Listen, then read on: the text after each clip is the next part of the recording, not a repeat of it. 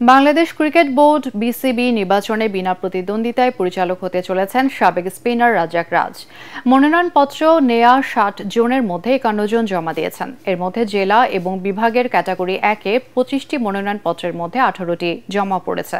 এদিকে বিসিবির সাবেক যুগ্ম সম্পাদক রফিকুল ইসলাম বাবু জানিয়েছেন, নির্বাচনে সমঝোতা হওয়ার কোনো সম্ভাবনা নেই। আরও জানাচ্ছেন পরাগ আরমান। বিসিবির নির্বাচনে উত্তাপ নেই আর আগের মতো, ঝিমিয়ে পড়েছে যেন কিছুটা। প্রতিনিধির মাধ্যমে মনোনয়নপত্র জমা দিয়েছেন আলোচিত প্রার্থী তামিম ইকবাল। তাছাড়া মনোনয়নপত্র জমা শেষেই পরিচালক হওয়া নিশ্চিত করেছেন জাতীয় দলের সাবেক স্পিনার ও খুলনার কাউন্সিলর রাজ্জাক রাজ এবং জুলফিকার আলী, সিলেটের রাহাত শামস এবং বরিশালের সাখাওয়াত হোসেন। বিনা প্রতিদ্বন্দ্বিতায় নির্বাচিত হয়েছেন তারা, তবে আনুষ্ঠানিক ঘোষণা এখনো বাকি। পরিচালক পদে মনোনয়নপত্র জমা দেওয়ার শেষ দিন ছিল আজ। বিকৃত ৬০টির মধ্যে জমা পড়েছে ৫১টি।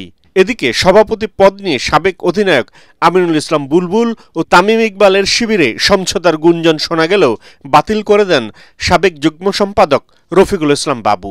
নির্বাচন করার ক্ষেত্রে সবাই কিন্তু একমত যে আমরা নির্বাচন করব, সমঝোতার ভিত্তিতে নয়। যারা যোগ্য আছে, যারা নির্বাচন করতে যায়, তারা সবাই এই ক্রিকেট বোর্ডের আসন্ন নির্বাচনে অংশগ্রহণ করবে। ক্যাটাগরি ৩ থেকে প্রার্থী হয়েছেন সাবেক ক্রিকেটার দেবব্রত পাল, সাবেক অধিনায়ক খালেদ মাসুদ পাইলট এবং চট্টগ্রাম বিশ্ববিদ্যালয়ের সিরাজউদ্দিন মোহাম্মদ আলমগীর।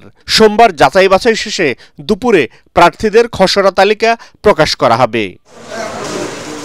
পরাগ আরমান, এটিএন বাংলা, ঢাকা।